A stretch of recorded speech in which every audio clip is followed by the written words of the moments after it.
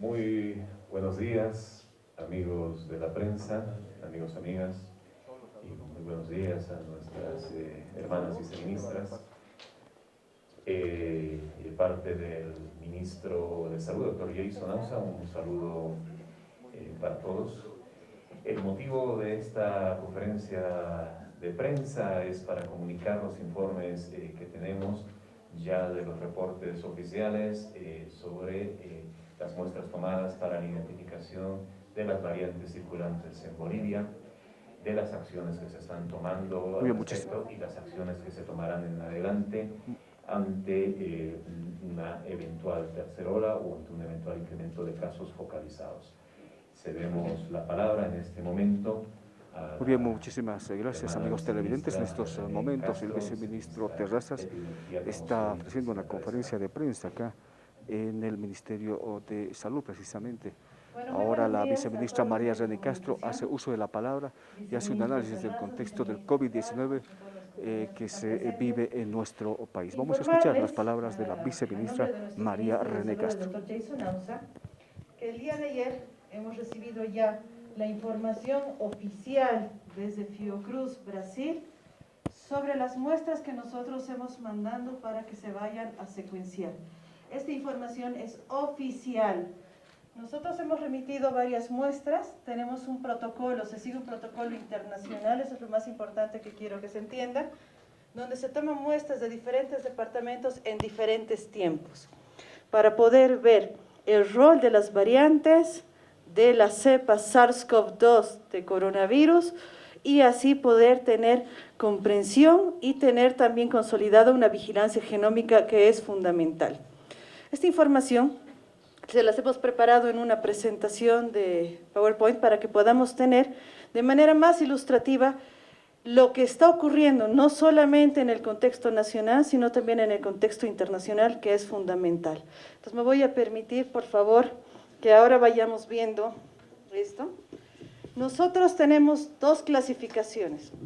La primera, como ven en la parte de arriba, son variantes de importancia. Esta es una clasificación que se realiza a nivel mundial y que obviamente está bajo los términos de la Organización Panamericana de la Salud y Organización Mundial de la Salud. La segunda clasificación a nivel mundial son las variantes que están bajo investigación.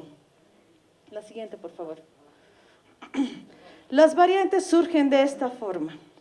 Se van acumulando mutaciones que van haciendo diferente a una variante de la otra dentro de la misma cepa SARS-CoV-2. Allá arriba nosotros vamos a ver las mutaciones que tienden a ser comunes entre las variantes más importantes y que tienen algún nivel de implicancia con los sistemas de salud a nivel mundial. Y por abajo nosotros vamos a ver las mutaciones que son diferentes y que son muy particulares de cada variante.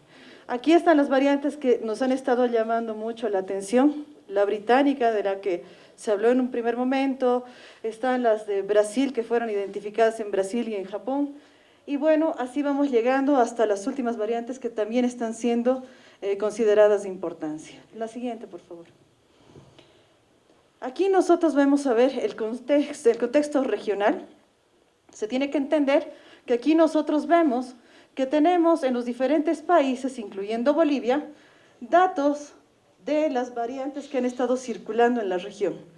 Podemos ver que han circulado en una diferente proporción y en diferente magnitud en los diferentes países, habiendo variantes que no han estado en algunos países, pero que sí han sido importantes en algunos otros y en menor proporción en otros. Nosotros tenemos datos, además de la primera ola, que también se ha enviado a secuenciar, de la segunda ola, y tenemos un tercer lote de muestras que han sido enviadas a la Argentina, justamente para la fase estacionaria que nuestro país está viviendo. Siguiente, por favor. Cuando hablamos de olas, se tiene que entender que este fenómeno también ocurre con las diferentes variantes. Nosotros aquí vemos, justamente desde la primera ola, cómo estas variantes han ido fluctuando y han sido posteriormente reemplazadas por nuevas variantes. Este es un contexto global.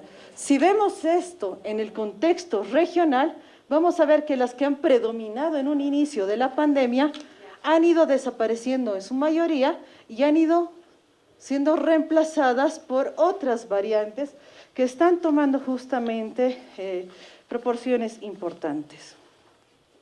En el contexto nacional, de acuerdo a los análisis de secuencia de la primera ola, podemos ver que estas variantes también son las mismas que han circulado a nivel mundial y que también han tenido su importancia durante la primera ola, pero que posteriormente también han ido sufriendo un recambio.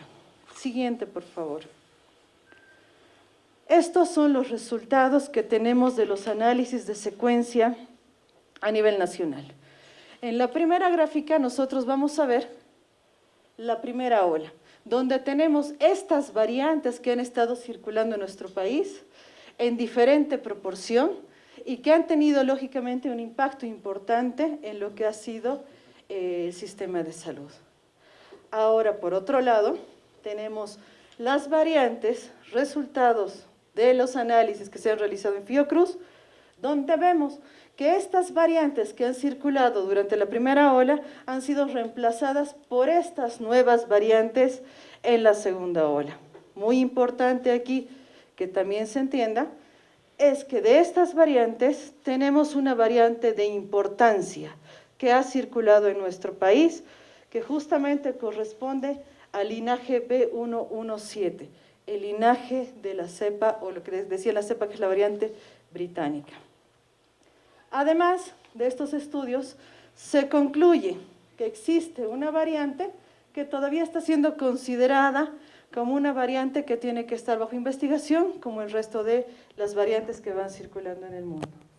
Quiero aclarar en este punto que este tema de las variantes es un tema muy común, que se va dando no solamente en el tema de coronavirus, en todos los temas virales, y que van generándose variantes en el tiempo. La siguiente, por favor. Ahora, nosotros tenemos en esta proporción, la variante B117 ha circulado principalmente en La Paz y en Santa Cruz. El resto de las otras variantes que no han sido consideradas de importancia han circulado en el resto de los departamentos. Gracias. La siguiente, por favor. Esto es también algo que se tiene que analizar. Muy importante es que la comunidad científica, y nosotros tomamos la información de fuentes oficiales que están diseñadas justamente para nutrir la vigilancia genómica, no solamente en un país, sino a nivel mundial. Las fuentes de GISAID y las de NextStrain son fuentes fundamentales para el acceso a la información genética de las variantes que van circulando. Un efecto similar que se da con SARS-CoV-2, que es la cepa SARS-CoV-2 que va generando esta enfermedad conocida como el COVID-19, es un efecto similar que se va viendo también con el virus de la influenza.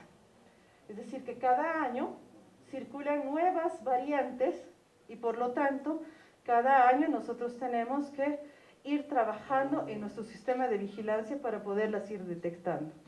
Lo mismo va pasando con otro tipo de virus, que esto es un fenómeno muy natural y muy común y que se tiene que entender tal como es.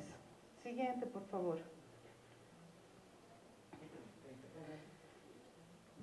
Entonces, esta es la información que nosotros hemos recibido a nivel oficial para que se pueda entender cómo ha ido este fenómeno de reemplazo de variantes a lo largo de este tiempo. Nuevamente yo recalco, fundamental, que a partir de la desescalada que hemos vivido, nosotros tenemos un tercer grupo de muestras que está siendo secuenciado en este momento en la Argentina, en el Instituto Malbrán. En cuanto nosotros tengamos la información oficial de manera responsable como gobierno central, nosotros la vamos a hacer conocer a los medios de comunicación y a través de ustedes a la población.